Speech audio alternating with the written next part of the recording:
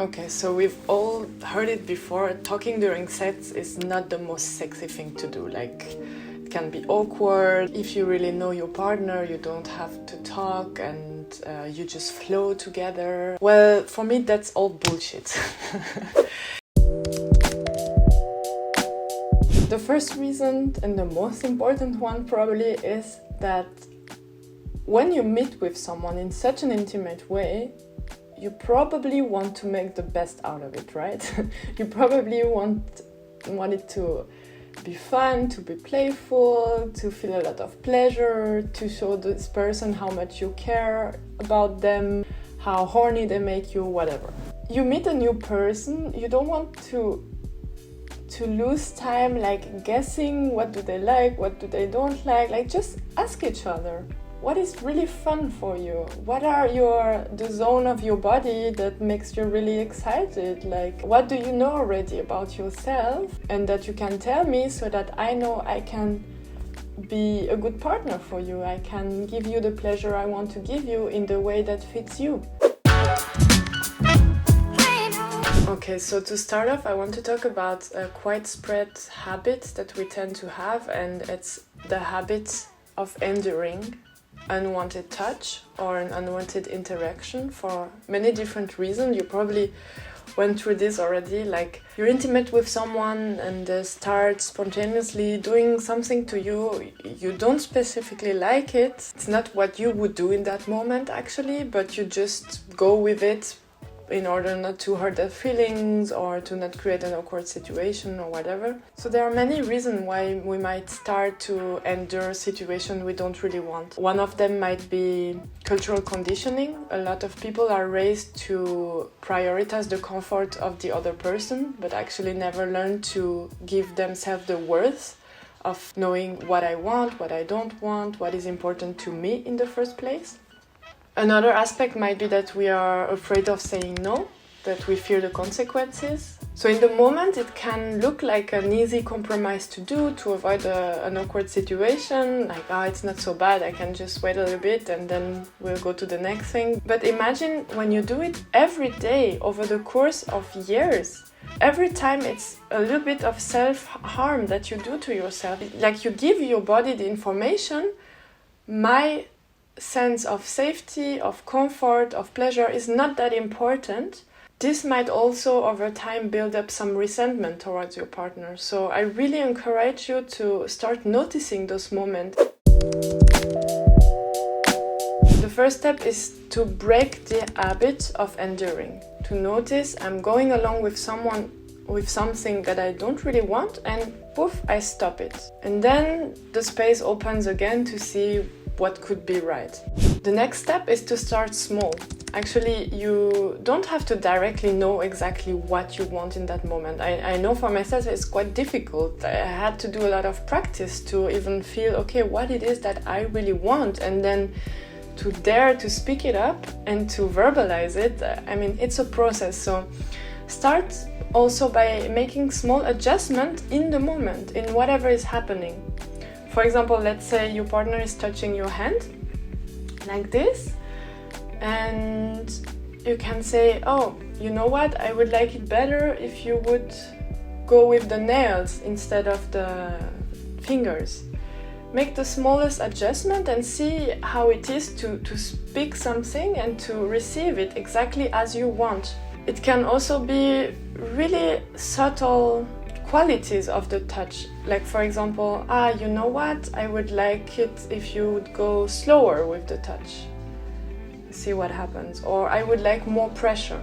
If you're a bit afraid of hurting your partner's feeling when giving this adjustment, you can also experiment with using positive language, positive formulations.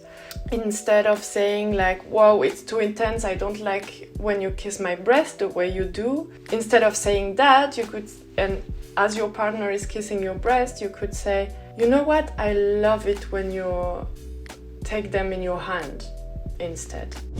Another thing that can be nice to start off if you are a bit excited about starting to talk during the act is to have check-ins and check-outs before and after your encounter with your partner, to check out about how you feel today and what might be especially exciting for you today, or what might be a no-go because today you feel your digestive system is not working so well, so maybe let's not do this kind of play today, right? Also, depending on where you are in your menstrual cycle, you might feel, like for me it's completely different how I feel my breasts depending on where I am in my menstrual cycle. Sometimes I really enjoy it, sometimes it's completely like, ugh. It's super important to realize you are never the same person. You are constantly changing your state mentally, emotionally, depending on what you eat and so on. So check in with each other. Who are you today and what might be fun today? That way you also keep the relationship alive and don't fall into a routine where you take each other for granted and think like, I know you anyways. By checking in before and after, you can really get to know each other deeper and specifically ask, like afterwards, how was it for you when I did this? Oh, I had this impulse in that moment, but I was not so sure. How would it have been for you? What was maybe the highlight of our encounter today for you? What did you especially love? What was maybe a bit challenging? Just talk. Yeah, I mean, is there anything hotter than knowing that what you are actually doing right now is exactly what the person in front of you wants? Isn't it the most satisfying thing to receive tenderness, touch, whatever, exactly the way you want it, and to experience how it is to have a person in front of you that wants to give you exactly what is good for you? So here are a few questions you can ask to bring consent in your interaction. Are you comfortable with this? Is it okay if I do this? I would love to do that. How is that for you? Let yourself time to really check in, because oftentimes we have some automatic reflexes of saying yes and wanting to give validation at any cost to our partner so that we flow and so on. But take an extra 3 seconds to really check in. Is that the best thing that can be happening right now between me and that person? For example, when you ask someone, would you like me to do this? You can say yes or no and let's go, you do it. But you can also get more specific and ask about the dynamics, for example, of giving and receiving. Who is in which role? Who is giving? Who is receiving? Who is it for? And play around that. See what turns you really on. Is it when the person gives you a massage, for example, in the neck? For me, for example, it's a total turn on to know exactly, is the person doing it right now because they want to give me pleasure, or do they do it because it turns them on to touch someone in the neck? It makes a huge difference to get specific about what's going on. Also get specific about your intentions, like why do you want to do a specific thing? For example, I would love to play with your hair because it reminds me of something that turns me on, or I would love to play with your hair because I really want to see how you react. You can get creative and also start role-playing about stuff.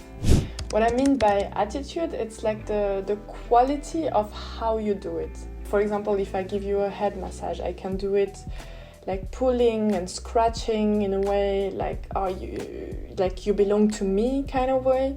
Or I can also do it like very gentle and slowly, with an attitude of celebrating that you are a goddess, right? Like there are so many different ways of doing one same thing, and it can be interesting to ask yourself, what is the quality I want to bring in this gift I want to give the other person.